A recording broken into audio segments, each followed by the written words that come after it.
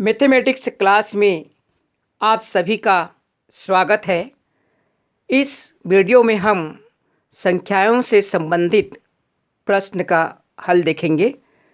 पहला प्रश्न है, दो संख्याओं का योग 638 तथा अंतर 92 है, तो वे संख्याएं कौन सी होंगी।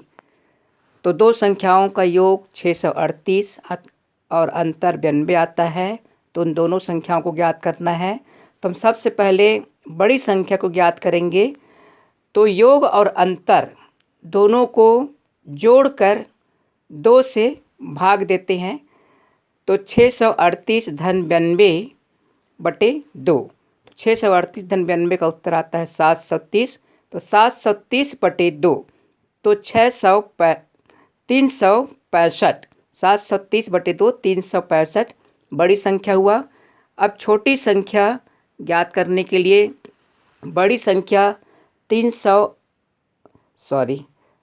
छोटी संख्या ज्ञात करने के लिए जो संख्याओं का योग 638 है, उसमें से बड़ी संख्या 365 को घटा देंगे, अर्थात 638 ऋण 365।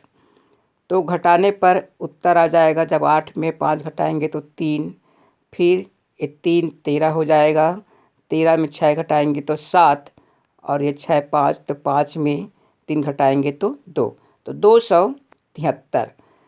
तो इस प्रकार संख्याओं का योग और अंतर दिए रहने पर बड़ी संख्या ज्ञात करने के लिए जो दोनों योग और अंतर को जोड़ देंगे और 2 से भाग देते हैं।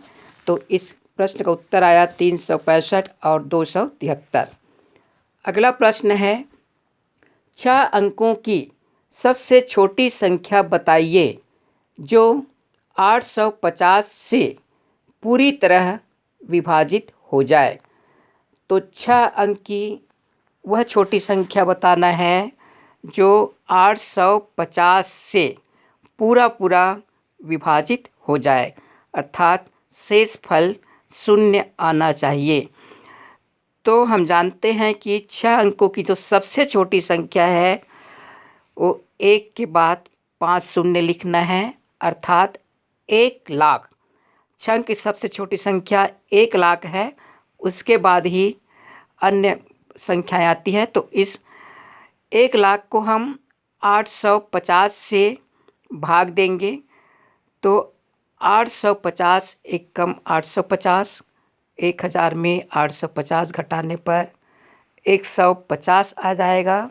150 के आगे शून्य को उतारते हैं तो 1500 हुआ। फिर 850 एकम 850, 1500 में 850 को फिर घटा देते हैं तो ये आ जाएगा 650।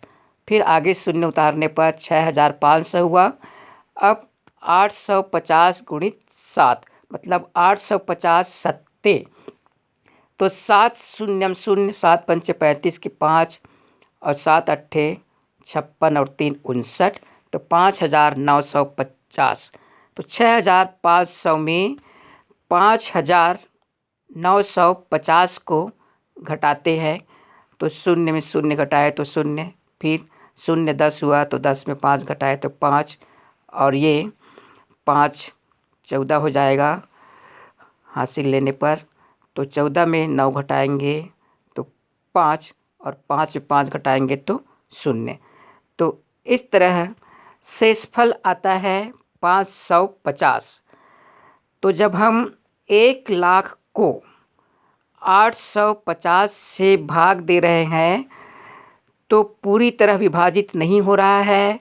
550 शेषफल आ रहा है। तो हम इस शेषफल को 850 में से घटाकर 1 लाख में जोड़ेंगे, अर्थात 1 लाख धन 850 ऋण 550। तो 850 में 550 को घटाने पर हो जाता है 300। तो 1 लाख धन 300, 1 लाख और 300 को जब हम जोड़ते हैं तो उसका उत्तर हो जाएगा 1,03,000।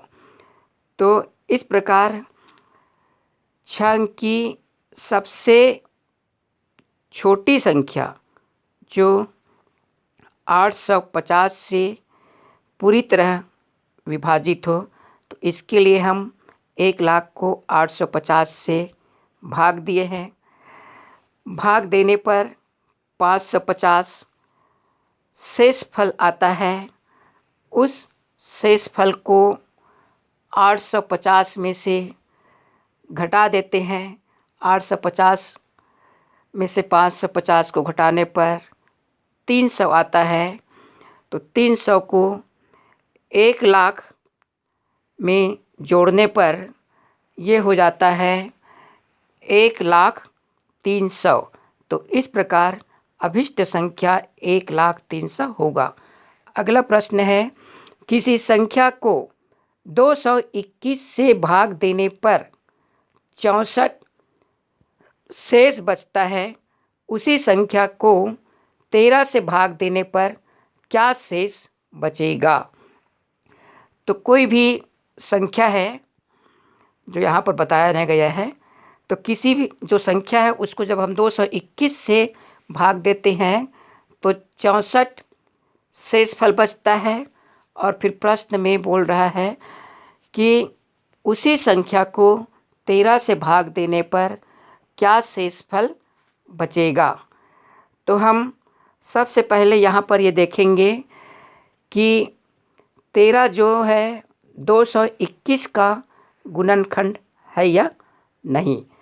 तो इसके लिए हमको 13 से 221 को भाग देना पड़ेगा। जब हम 221 को 13 से भाग देते हैं तो 13 एकम 13, जब 22 में से 13 घटाते हैं तो 9 बचता है और 9 आगे 1 उतारने पर 91 हो जाएगा। तो 13 सत्ते 91।